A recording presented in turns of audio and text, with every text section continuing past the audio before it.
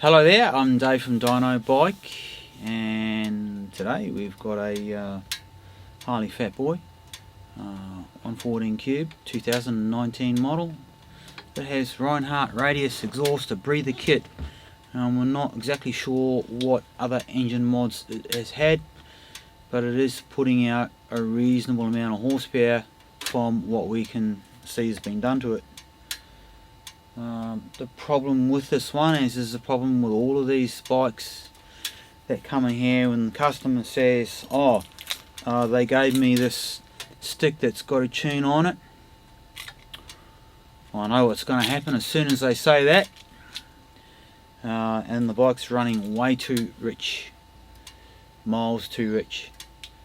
This bike feels pretty horrible to ride around the streets because it's on the verge of fouling one of the cylinders when you're cruising around at 60, 80 and 100 kilometers an hour. It's very close to fouling it, and I think that's why he says it's almost impossible to ride around town, and it's creating a lot of issues for him.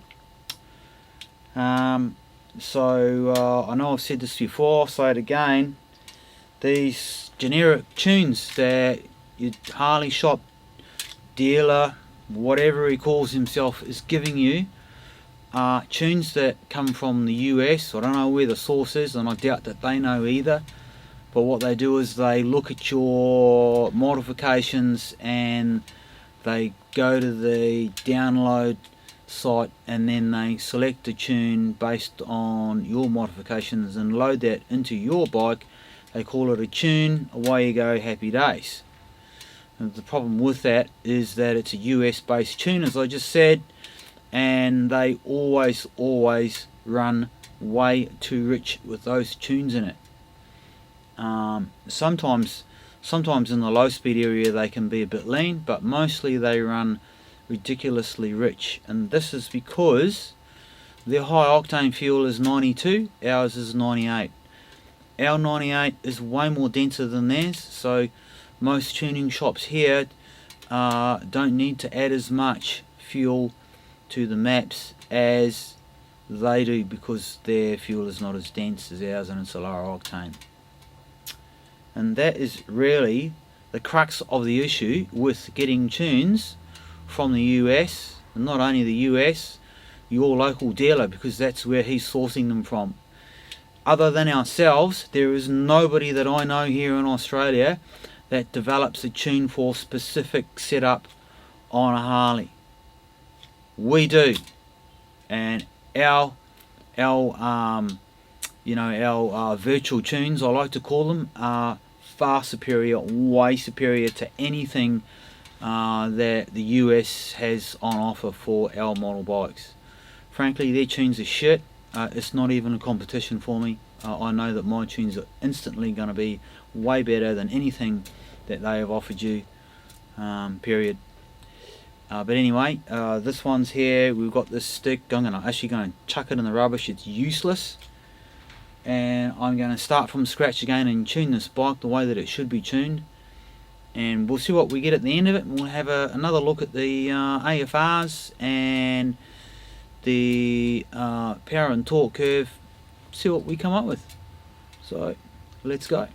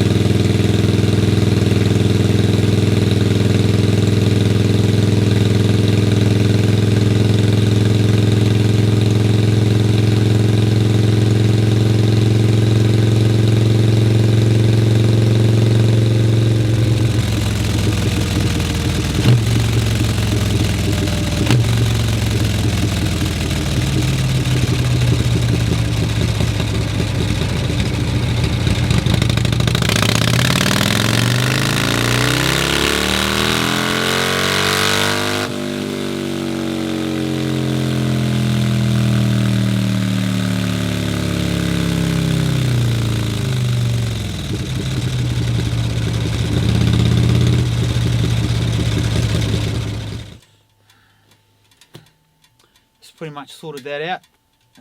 It's no longer running rich. It's quite smooth, nice and responsive, punchy.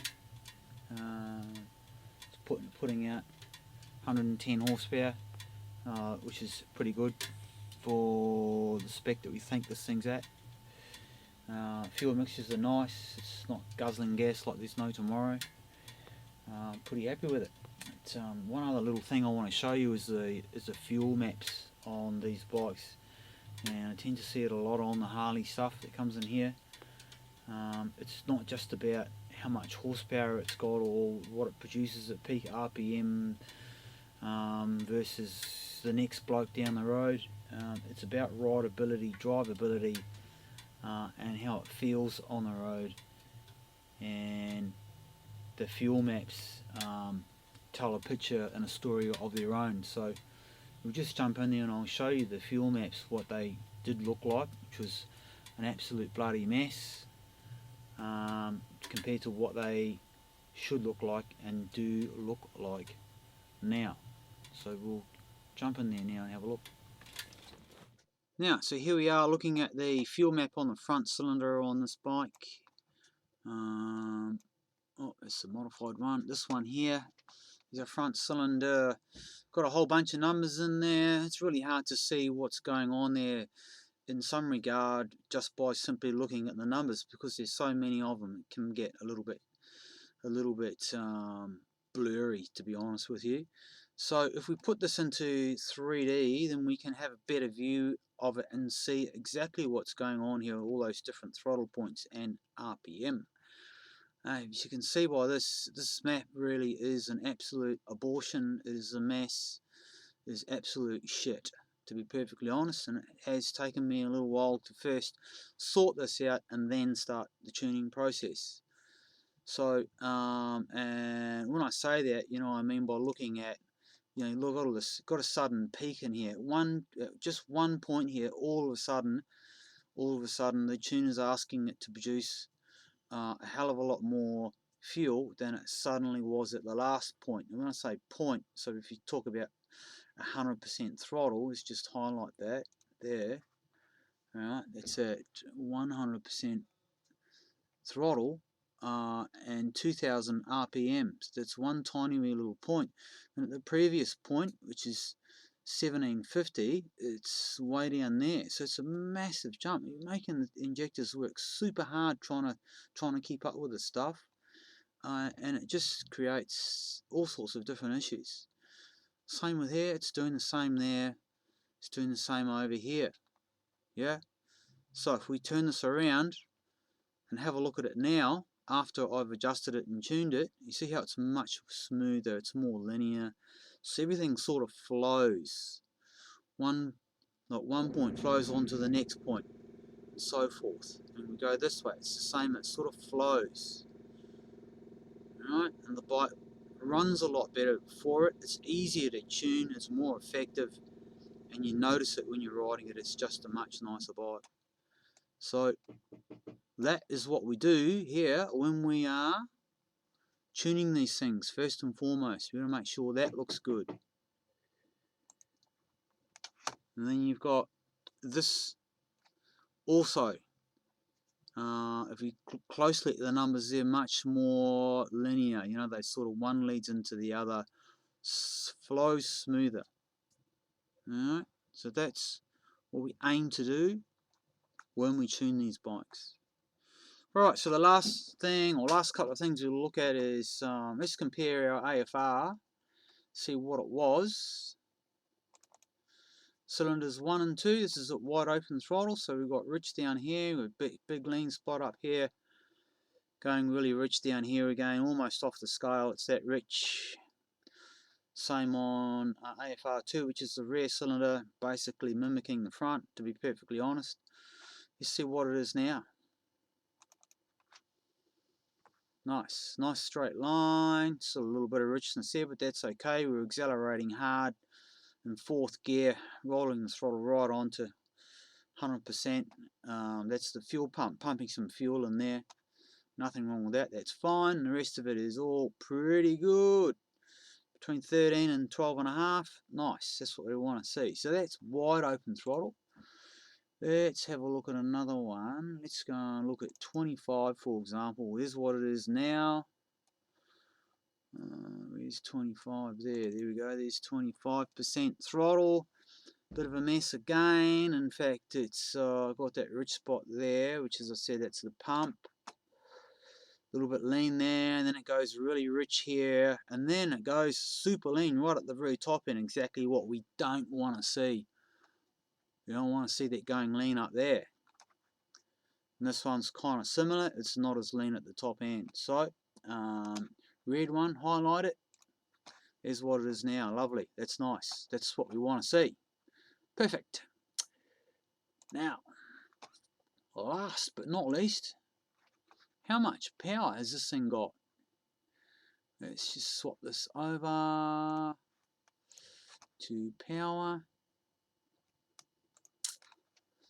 Okay, it's 110 horsepower. Let's see what it was before. Here we go. So it's made a massive difference to this bike.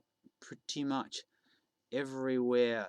There's nowhere it's not better. Let's have a look at the torque here. That'll be even better, I would say. And there's the torque. Look at that. That's really nice. That's really nice. So, I don't know. Which are you going to go with? American tune or American shit versus an Australian tune at Dynobike? I think it's pretty obvious. That's what I know what I'd be going for.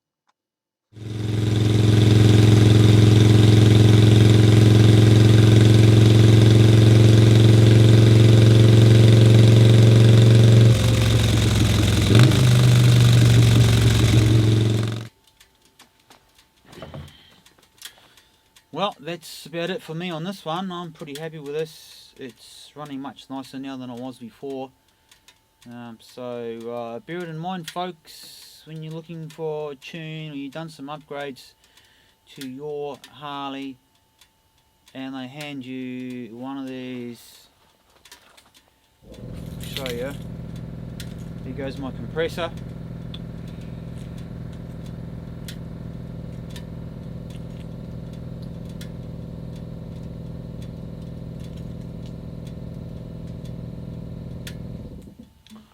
Okay, as I say, when they hand you one of these silly sticks and say, oh, your tune's on there, and you feel all warm and fuzzy because you've got a copy of the tune they put in your bike. Honestly, guys, it's shit. And as I said earlier, I don't think there's anybody else in Australia that actually makes tunes that you can buy off the shelf for your Harley. We do. I think we're the only ones that do that. We've got a lot of configurations in our database now, so you quite likely will not need a dyno tune as such. You can just buy a tune which will save you a lot of money and load it into your bike. We have what we call a power gate system. I'll show you what that is. There it is there, power gate module. So we send you this this tool. It's like a handheld tuning tool. Handheld tuning tool, that's it there. It has a nice little touch screen on it. It'll prompt you to load the file, etc, etc. You'll get a couple of variations on your tune if you purchase one of these, and you'll also get the original tune. So for whatever reason you want to go back to the original, you've got this. You can just plug it in and go back to the original. If for argument's sake you load a tune in it, you're not entirely happy with it, you can take it to your local dyno shop. They can do some runs, send us the AFR readings. We can make some adjustments to the tune, send it back to you, and then you can just load that into your ECU. So it's all there for you. I think we've pretty much covered everything to do with tuning a Harley. Stop buying that shit from America, because it's just rubbish. It actually creates a bigger job than it otherwise would be for us when these bikes come in here. It's not necessary. We've got you covered in most cases. It's just a matter of making a phone call to see what we've got, and we can sort it out for you. So anyway, hope you enjoyed the video. I'm Dave from Dynobike.